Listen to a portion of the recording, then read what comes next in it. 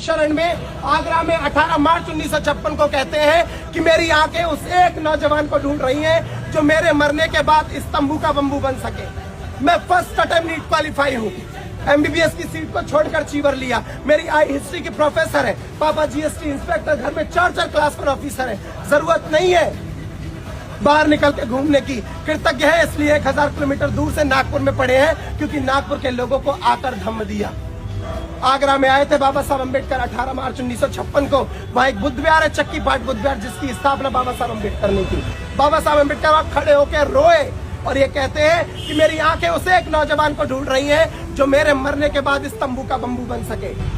आज आंखें दूर दूर तक देख रही है, एक नौजवान खड़े होने को तैयार नहीं है। हम चाहते तो हैं कि अम्बेडकर बने, लेकिन अपने घर में पैदा नहीं होना चाहिए क्योंकि त्याग नहीं करने चाहते हम लोग। और जब तक कुछ त्यागोगे नहीं तब तक कुछ मिल नहीं सकता। अरे फूंक दो जवानियों को समाज के पीछे, निजी उद्देश्यों को त्यागो। जिस दिन समाज के लिए लड़ना शुरू कर दिया उस दिन समाज सर पे बिठा के रखता है, मेरा पर्सनल एक्सपीरियंस कहता है।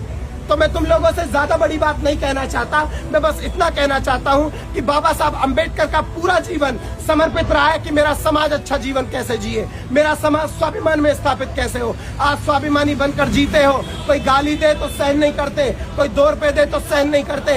तो जिस तरीके से अपने स्वाभिमान को बचा रहे हो उसी प्रकार समाज को बचाना शुरू करो। समाज में अंदर ही अंदर आग लग रही है, याद रखो जिस दिन बगल के घर जलेंगे बचेगा तुम्हारा भी नहीं। तो कृतज्ञता में आओ इस चीज के कि वो थे तो हम हैं तो समाज है, और समाज है तब तक हम लोग सुरक्षित रहेंगे क्योंकि समाज से हम हैं, हमसे समाज नहीं है। आप लोगों ने सुना, बहुत बहुत साधुवाद। नमो बुद्धाय।